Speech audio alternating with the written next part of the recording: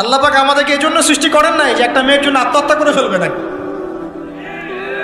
একটা একটা mobile phone একটা মেয়েকে কিনে দিয়েছেন, তার জীবন নষ্ট করে ফেলছে। যে বাবারা মেয়েদেরকে ফোন কিনে দিয়েছেন, জীবন নষ্ট করে ফেলছে, এবং তার মাধ্যমে আরো 10টা ছেলেরও জীবন নষ্ট করেছে।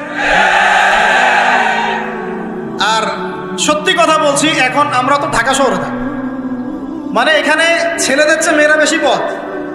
হ্যাঁ, খুব ভালো লাগে ওদের। কি ভালো লাগে?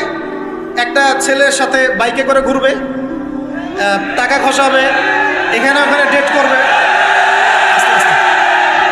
এগুলোতে খুব মজা পায়। এগুলোর জন্য কি তাকে সৃষ্টি করা হয়েছে?